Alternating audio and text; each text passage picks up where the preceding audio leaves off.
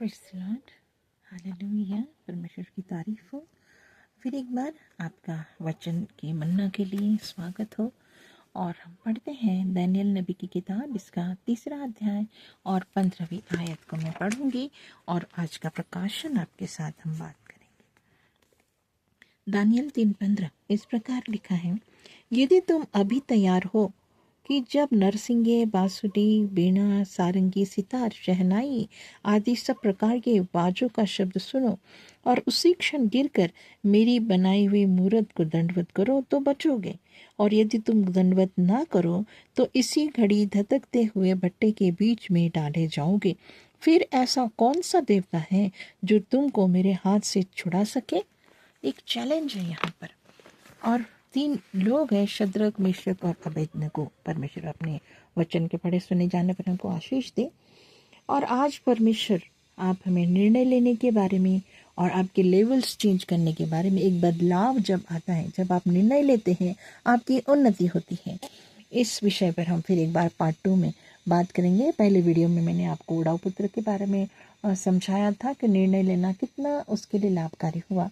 आज हम इन नबूकदनेस्सर राजा ने जो मूर्ति बनाई थी, और उस मूर्ति को हम देखते हैं कितनी बहुत बड़ी, उसकी ऊंचाई 60 हाथ और चौड़ाई 6 हाथ की थी।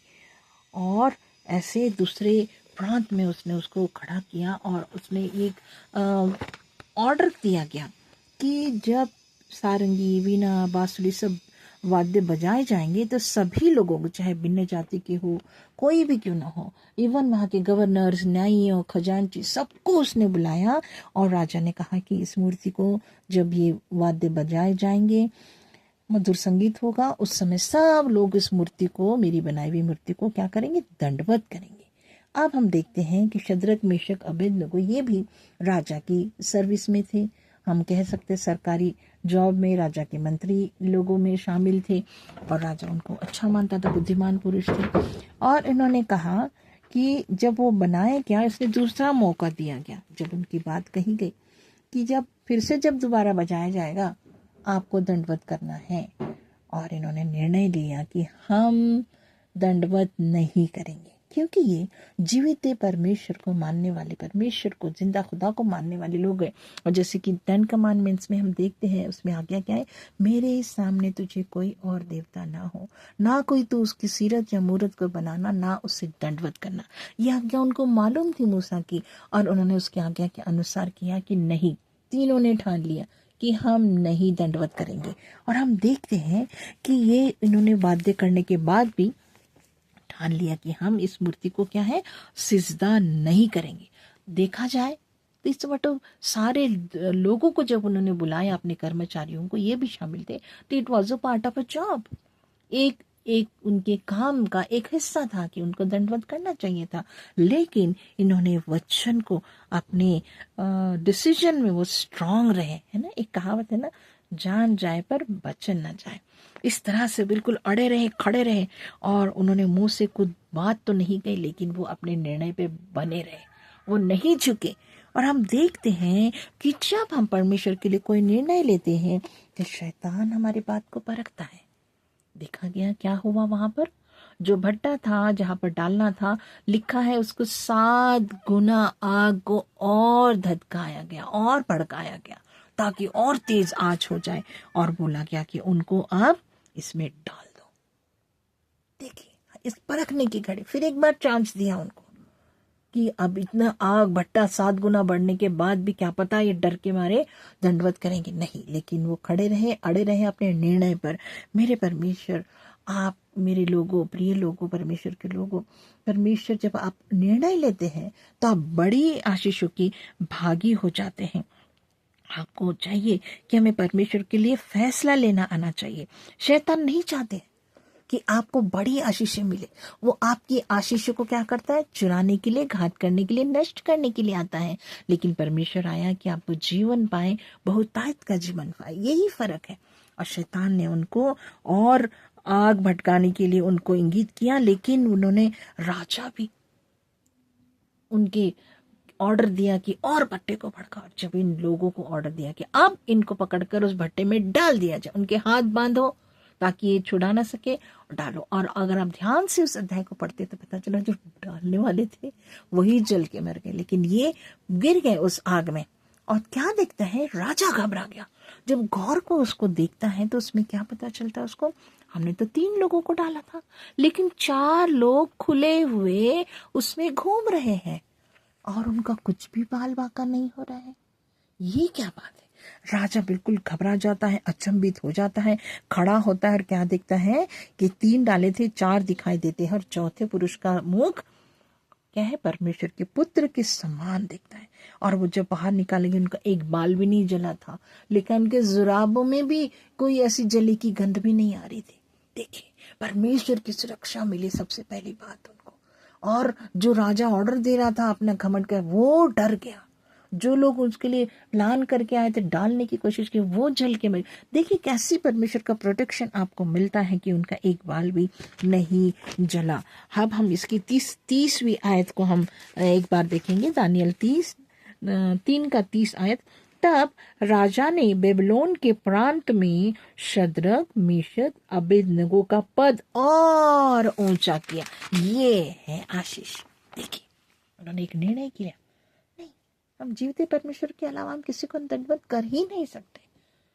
और देखते हैं इनमें क्या मिला हमको। उस राजा ने रियलाइज किया, देखा कि इनका परमेश्वर सचमुच इनको बचाता है, उनके पदों को ऊंचा किया। देखिए, जब आप निर्णय लेते हैं, आपकी ब्लेसिंग्स आ रही हैं, आपकी उन्नति हो रही है। यही मेरा आज का टॉपिक है कि वो परमेश्वर चाहता है कि आपके हालात बदले, आप डर में ना जिए, आप बंधनों में ना रहे, आप आजाद रहे, परमेश्वर की महिमा करते रहे। वो आपके जीवन को बचाना चाहता है, वो बचाने के लिए आया। और परमेश्वर, मैं और आप उसके पीछे अगर चलते, हमारे मन में कई तरह के विचार आते, संदेह आते परमेश्वर के।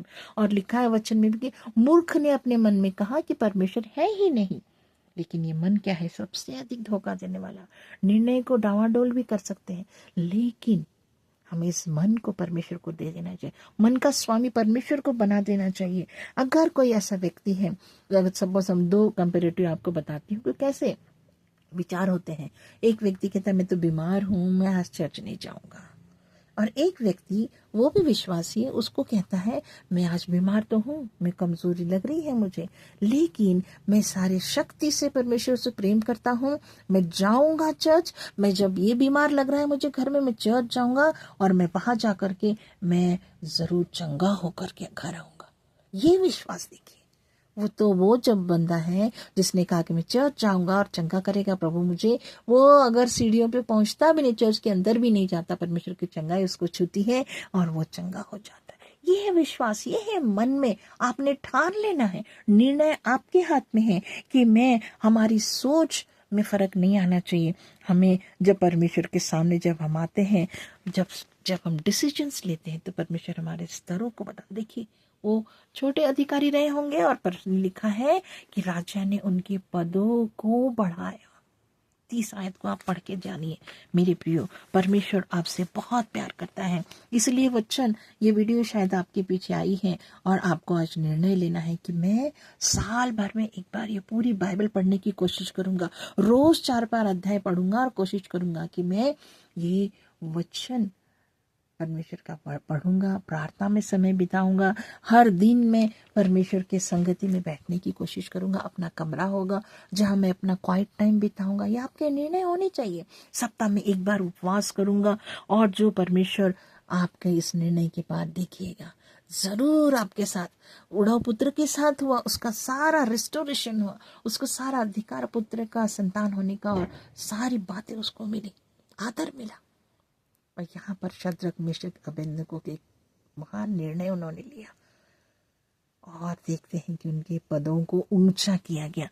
आज अगर आप निर्णय लेते हैं कि मैं हर संडे बराबर चर्च जाऊंगा, चाहे कुछ हो, मैं चर्च जाऊंगा जरूर, मैं अपना दशमांश परमेश्वर को जरूर बराबर प्रति माह दिया करूंगा, ये अगर आप निर्णय लेते हैं तो मेरे प्रिय प्रभु आपके लिए भी आपकी जॉब में आपको उन्नति मिलेगी, आपके जो सपने हैं, जो ड्रीम्स हैं, वो सारे पूरे होंगे और परमेश्वर आपके लिए सुरक्षा बनकर आपके लिए खड़ा होगा। मेरे प्रियो, मुझे और आपको मानना है, 10 आज्ञाओं को हमने देखते हैं, 10 आज्ञाओं में हमने देखा है कि क्या तू किसी और बात को दंडवत नहीं करना, मूर्त को दंडवत नहीं करना, तो मैं प्रसाद नहीं खाऊंगा, मैं दंडवत नहीं करूंगा। हमको जहन में रहना चाहिए, ये नहीं कि गुड फेथ में अरे वो बुरा मानेगा, ये नहीं। हमें ये देखना है कि परमेश्वर मुझे जांच रहा है, परमेश्वर की नजर में मैं कैसा हूं। तो मेरे प्रियो, आज आपको निर्णय लेना है, निर्णय लेकर के परमेश्वर के सामने आए। आपके लिए आसमानी बरकतें खुदा खोलने जा रहा है। बहुत आज से प्रभु आपको आपका उद्धार करने के लिए एक निर्णय है। अगर आप अभी भी पापों के बंधनों में हैं, आप चाहते हैं कि मुझे कैसे छुटकारा मिलेगा, आज अगर आप सोच रहे हैं कि मैं कैसे इन बंधनों से आजाद हूँ, मेरी प्रमोशन रुकी हुई है, मेरी आशीषें रुकी हुई है, मैं अभी तक आशीषित नहीं हुआ हूँ, आज आप अपने जीवन को जांचिए। कोई ऐसी बात जो परमेश्वर के विरुद्ध आपके जीवन में हो रही है, तो आपको आज निर्णय लेना है, निर्णय लेना है और अनंत जीवन के भागी होना है, अनंत आशीषों के भागी होना है। मैं एक और आयत मैं आपको पढ़ के सुनाती हूँ। और उत्पत्ति की किताब 24 अध्याय और पहली आयत में देखिए क्या लिखा है। वहां लिखा है, अब्राहम अवृद्ध हो गया था और उसकी आयु बहुत थी और यहोवा ने सब बातों में उसको आशीष दी। बुढ़ापे तक भी परमेश्वर ने अब्राहम को नहीं छोड़ा।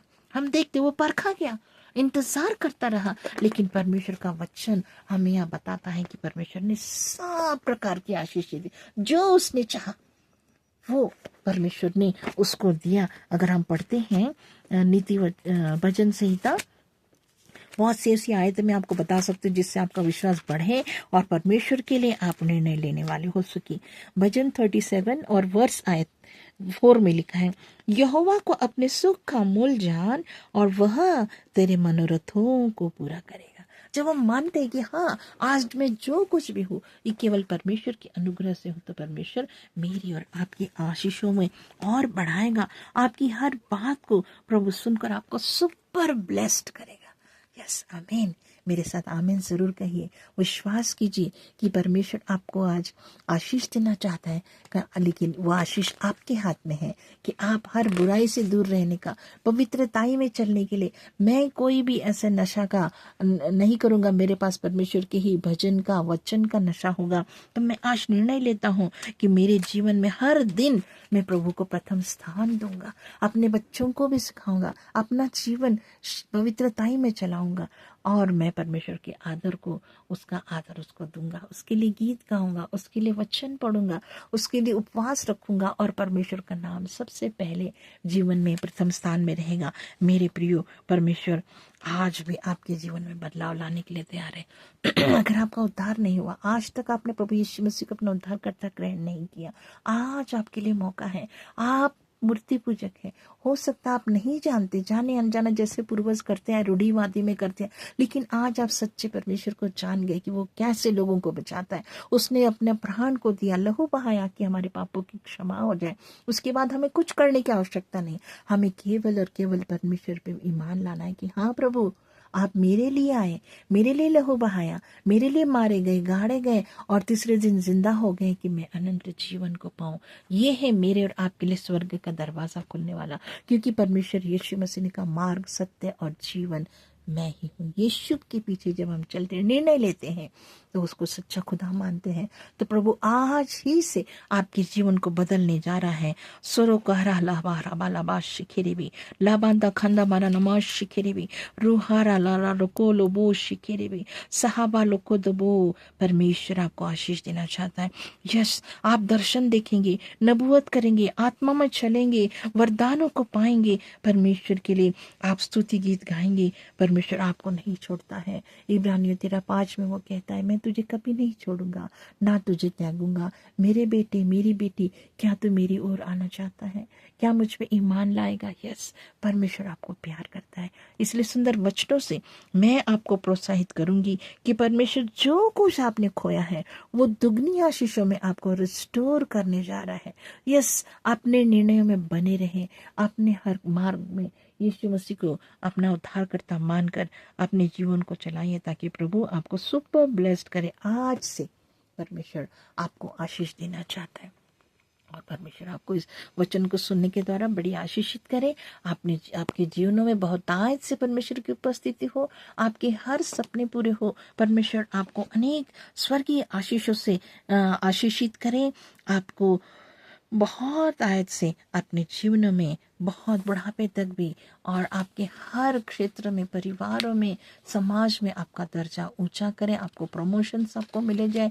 यही हम आपके लिए प्रार्थना करते हैं। परमेश्वर आपको सुनने के द्वारा आशीष दें। जब ये सुनते हैं आशीषित होते, शेयर कीजिए दूसरों के साथ। आप नहीं बता सकती, वीडियो उनके लिए बात करेगा। और आपको इसको सब्सक्राइब करना ना भूलें। बहुत से मेरे व्यूअर्स हैं जो वीडियो देखते तो है लेकिन सब्सक्राइब करना भूल जाते हैं, तो कृपया आप, मुझे मोटिवेशन मिलता है कि मैं आपके लिए और परमेश्वर के वचन के प्रकाशनों को लाऊं, ताकि आप सुपर ब्लेसिंग्स में चलें। खुदा बाप आपको बहुत आज से आशीष दे। आमीन।